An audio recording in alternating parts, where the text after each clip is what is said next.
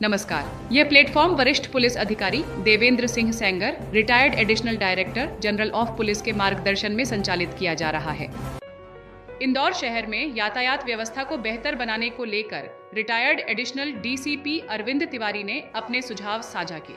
उन्होंने शहर में ट्रैफिक प्रबंधन से जुड़े कई पहलुओं पर अपनी राय रखी और कुछ अहम सुधारों की जरूरत बताई। आइए सुनते हैं उन्होंने इस मुद्दे पर क्या कहा। देखिए, यातायात एक बहुत अनवरत प्रक्रिया है। अपन ये नहीं कह सकते हैं कि ये चीज़ कर दी जाए तो ये हमेशा के लिए हो जाएगी। लेकिन मेरा कुछ चीज़ों में मानना ये है कि मैं हमेशा ये कहता हूँ कि यातायात की या किसी भी चीज़ की शुरुआत सेल्फ डिसिप्लिन से होना चाहिए। सर्वाधिक आवश्यक है कि आप या हम डिसिप्लिन में चलें। होता ये है कि आजकल लोग जो ट्रैफिक नियमों का उल्लंघन करते हैं वो कहीं ना कहीं अपने आप को पावरफुल मानते हैं या अब दिखावा करते हैं इस तरह का।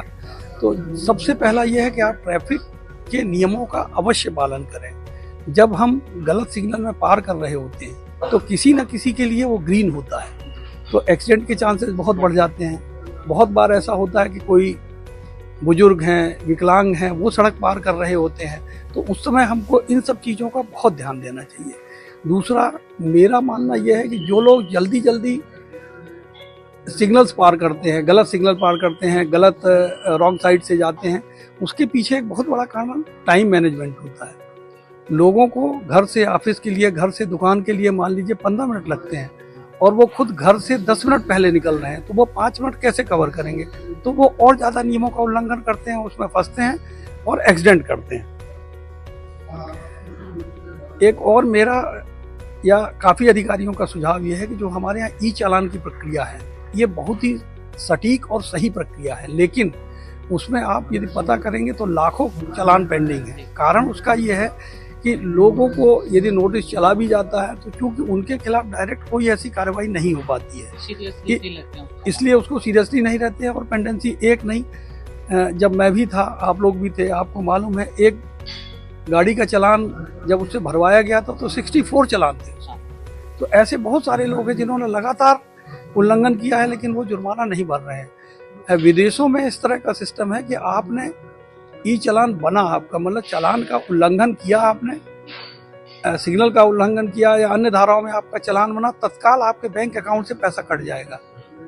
यदि इस तरह की प्रक्रिया हमारे यहाँ अपनाई जाती है तो आप ये मान करके चलें कि इसका इम्पैक्ट बहुत दिखाई देगा और जो लोग ये गलत सही चलते दिखते हैं ये सब के सब सही चलने लग जाएंगे।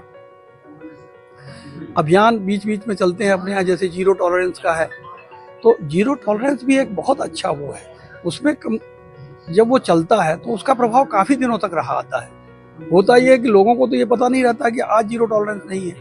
और हमारे जो सीपी सर हैं, संतोष कुमार सिंह सर, उन्होंने इसके लिए हम लोगों को बहुत ज़्यादा समझाया था कि जरूरी नहीं कि एक चौराहे को लोग तो उसी चौराहे पे करते रहो। आप एक चौराहे को हफ्ते में 3 दिन करो, 4 दिन उसको बीच बीच में फ्री कर दो, तो लोगों को ये मालूम रहेगा कि प्रक्रिया चल रही है, तो वो लोग उल्लंघन नहीं करेंगे। एक ये भी बहुत इंपॉर्टेंट चीज़ है, हमेशा हम लोगों में संख्या का रोना रहता है। आप भी जानते हैं इंदौर की पॉपुलेशन 40 लाख पॉपुलेशन है, लगभग 30 लाख वाहन है, तो उस हिसाब से जो यहाँ का स्टाफ है वो बहुत कम हो जाता है।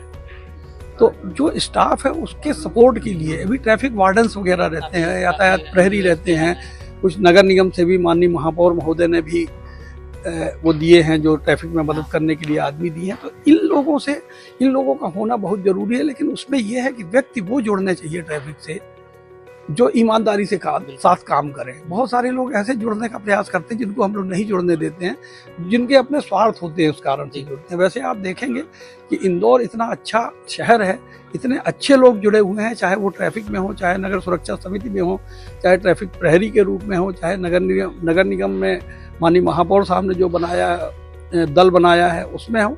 ये लोग बहुत अधिक मदद करते हैं और इनका इम्पैक्ट भी बहुत अच्छा इसलिए पड़ता है कि पब्लिक को रोक रही होती है। पुलिस जब रोकती है तो उनको कहीं ना कहीं अपना ऐसा लगता है कि हमारी बेइज्जती हो रही है या इस तरह का, तो वो कहीं ना कहीं विवाद करने की कोशिश करते हैं। इस तरह की लोगों की संख्या मेरे हिसाब से और बढ़नी चाहिए। और आपने देखा होगा इसमें लेडीज भी बहुत आ रही हैं, तो लेडीज के आने के कारण जब लेडीज रोकती हैं तो उसका इम्पैक्ट और ज़्यादा अच्छा पड़ता है। और एक चीज़ को जो अक्सर करके गौड़ रह जाती है जब हम ट्रैफिक या दुर्घटनाओं को रोकने की बात करते हैं या सुचारू सुगम यातायात की बात करते हैं तो उसमें 3 E's का महत्व हम लोगों को बताया जाता है।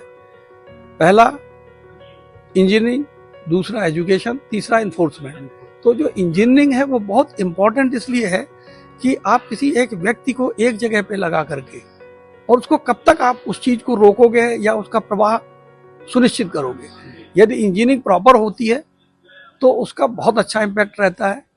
उसके बाद आता है एजुकेशन का पार्ट। एजुकेशन में न केवल स्कूल, मैंने कहा ना सेल्फ डिसिप्लिन, मतलब जो भी व्यक्ति वाहन चला रहा है वो उसको चाहिए कि वो बहुत सेल्फ डिसिप्लिन में वाहनों को चलाए, यातायात नियमों का पालन करे, यातायात स्टॉप लाइन का पालन करे, गलत यातायात सिग्नल का उल्लंघन न करे, 3 सवारी न चले, अन्य जो नियम है यदि उनका पालन वो करता रहेगा तो उसका बड़ा अच्छा इम्पैक्ट रहता है।